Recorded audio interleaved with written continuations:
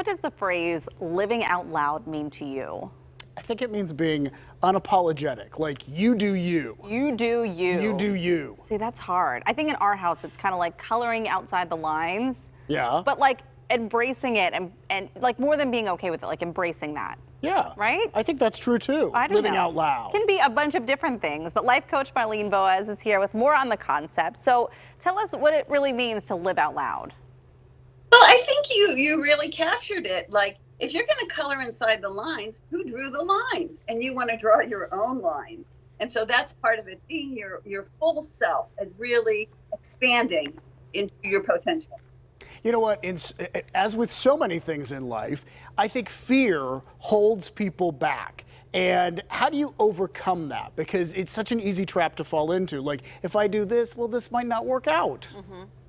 That's right. I mean, let's understand that some fear is good for us because it's evolutionary. It protected us. But a lot of our fears that hold us back are just thoughts in our head. And a lot of it has to do, oh, what if I mess up? I'm not good enough. I can't do it. All these kinds of things. What if I fail? They stop us from really taking chances and exploring our potential.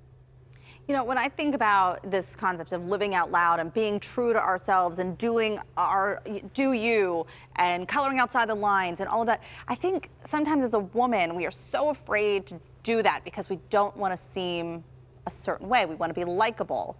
And that's a hard balance to find.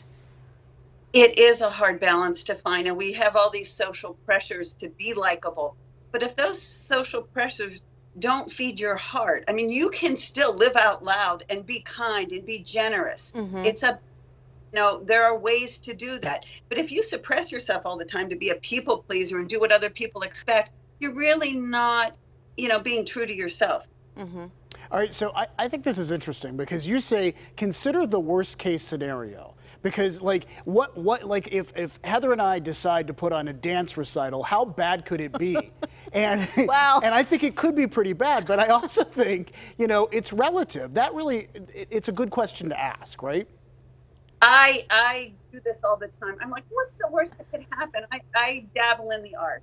And so a lot of people are afraid to even put a brush to a canvas.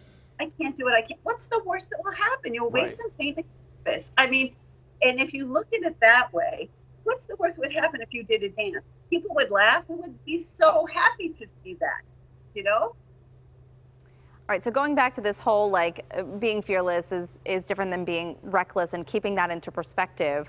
How do you stay within those guidelines?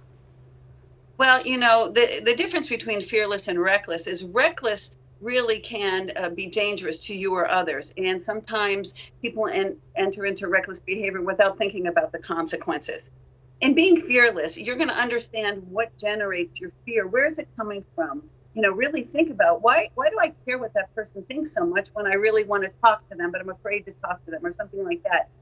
And then to make a conscious decision about your action. So that will really determine fearlessness versus recklessness. In the end, you want to follow your heart. I mean, you only live once. You don't want to have regrets, right? That's right. We talked about that a couple of months ago. No regrets. So if there's something that your heart is pulling you towards, find a way to go towards it, to really experience it. Think about your fears, what's holding you back, what's blocking you. And as a life coach, that's what I do. What's in the way of where you want to be?